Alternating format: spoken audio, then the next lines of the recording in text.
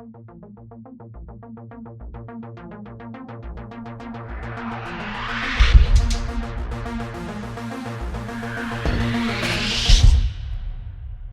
guys, it's TikTak here and bringing you a brand new video about the brand new weapon, the new assault rifle in Fortnite Save the World, the Wraith. We're going to tell you how to use it, how to perk it up, if you should perk it up, and what characters it works best on. All of that information and more is coming up in this video. We're going to jump right into it, but to give you the short and sweet of it, pick up this gun. It's unique, it's damn good, and we'll tell you why right now.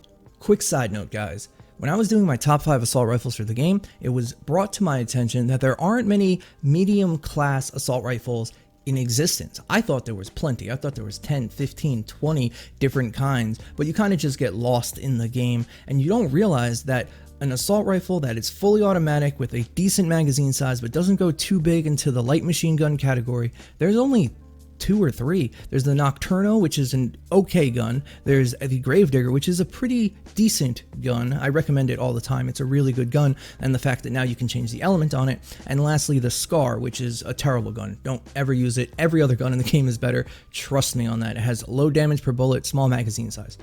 This new Wraith kind of makes up for a lot of the shortcomings of the original Scar, and also adding in some variety into the medium range assault rifle class. We're going to tell you exactly why it's so good right now. First of all, it is a silence gun, and it being a silence gun, Fortnite decided to stick with the theme and have a base 20% crit chance, which means on a fully perked up crit rating, you will have a base crit chance of 48%, which is fantastic. The only other gun in the game is the Whisper 45, and the Silent Spectre can even come close to these range. The difference is the Silent Spectre is only a submachine gun, and being so, it only has a 3,000 tile range, meaning 3 tiles away. Also, we're going to take a look at the critical hit damage. This gun is one of the first guns that the 5th perk does not have to match the 6th perk. And what I mean by that, you do not have to do affliction and affliction damage, snare and snare, stuff like that.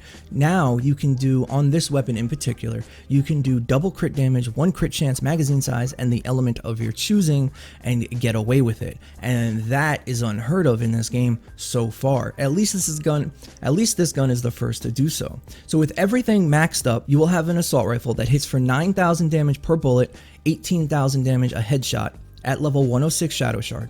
The critical hit chance will be 48%. That's basically every other bullet. The critical hit damage with Jonesy in support, which we'll talk about in a minute, is 435%. It is absurd. The fire rate is the only drawback on this gun, sitting at a 7.34 when you go into Shadow Shard. And I know what you're thinking, maybe go fire rate in the first slot, but don't, and I'll tell you why later on in the video and you'll see it.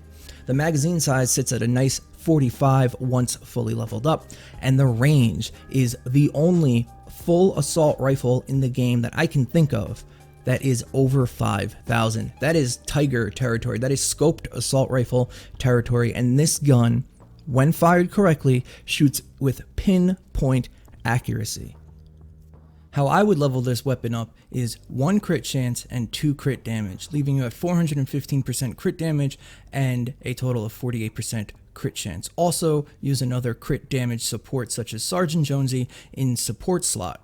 However, you can run this with 2 crit chance and 1 crit damage, using Jonesy again to get that extra 70%.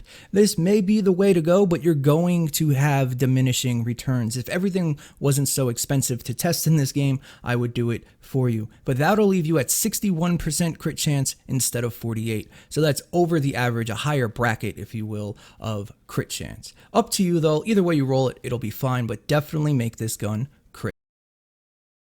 Let's touch on what heroes really work well with the Wraith.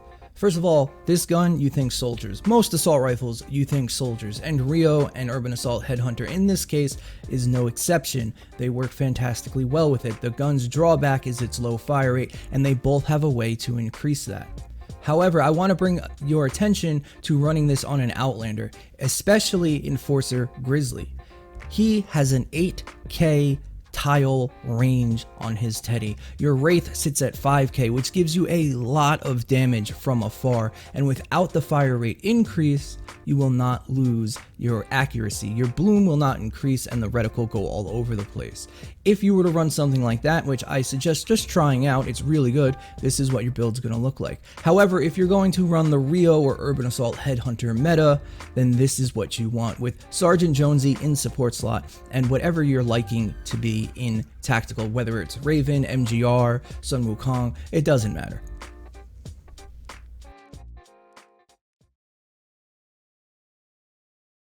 Let's talk about how the gun shoots, how it feels, how it looks, how it plays in the actual game. That's the important part. On paper, this gun is the best gun in the game, but it has some drawbacks that aren't really mentioned, or you can't really tell on paper, and we're going to talk about those too. But first up, let's say, hypothetically, the Gravedigger is a 10 out of 10 best assault rifle in the game in this category. We're not talking burst or semi-auto. In this category, let's say the Gravedigger is 10 out of 10. The Wraith is a 9 to a 9.5. It has one major drawback, and that is its accuracy after a fire rate increase. And this is something Epic did 100% on purpose. And good thing they did, because it would be the best assault rifle in the game. You need to keep the good with the bad. You need to balance things out. There'd be no other gun to use if this didn't have this one offset perk.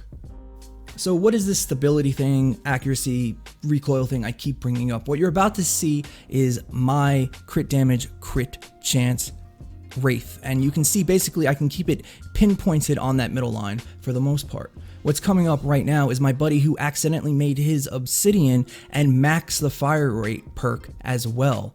And it's literally like shooting triangles. The bullet spread goes all over the place. The problem with this is that since it's the only assault rifle in the game that doesn't have a scope and can shoot at 5 tile range, you kind of lose that important aspect of the gun. It no longer is accurate from afar. It's very messy. In fact, it's worse than some LMGs like the Terminator, or very similar to that anyway. And you wouldn't use a Terminator from 5 tiles away. No, you use another gun like the Wraith. So that is the issue with the gun. It's the only gun in the game that has that. If you go and test any other weapon, the reticle stays the same no matter how fast or how many times you push that button to shoot. This is a unique thing to the Wraith, and it gets points deducted for it, but it still is a fantastic weapon. It really does its job from afar, from up close. It doesn't really matter. Anything you put in front of this thing will die. Next up, we're going to see how it stacks up against what's considered the best assault rifle in the game, even though it's semi-auto. We have to bring this into consideration anyway, because that's like saying let's play any soldier except Urban Assault, who's considered the best in the game. So until something gets nerfed or buffed, we're going to have to test it against these numbers anyway. So what I did is I jumped into a mission level 94 by myself and found 2 non-elemental smashers. I used 2 106 weapons, the brand new Wraith with crit chance and crit damage, and a hunter killer. We're going to see the time to kill, the TTK if you will, on both guns. They are pretty similar, but we're going to find out right now which one at least kills the big stuff the fastest. In both of these, Warcry is used, plus the reload fire rate perk from Rio's reload. Granted, the Urban Assault Headhunter might do a little more damage, but this is a pretty good comparison. We see we have a 2.1 time to kill on the Wraith, which was a lot better than I thought it was going to be. I went through the footage frame by frame. Let's take a look at the Hunter Killer and see what it does. In this test, it took 2.54 seconds to take down the Smasher. Same level, same buff, same everything, and it was slower. The Hunter Killer was slower, which is probably the first time I've ever seen this. Granted, it's only one test with no buffs, no stats, no nothing except what I had with me. It might be a contender for the best gun in the game. It would probably be so if it wasn't for that recoil.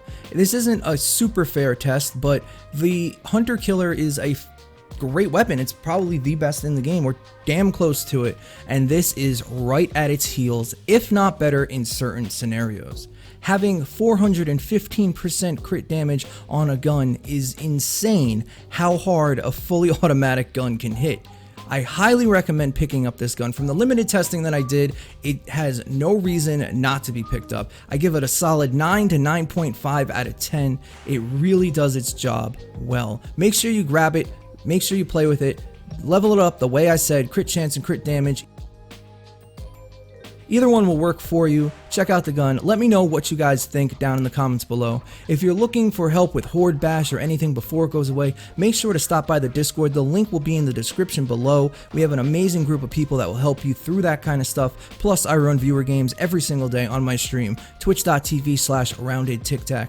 We hope to see you in one of those places. Next up, we're going to take a look at Rook. That'll be in the next video. Until then, TikTak out.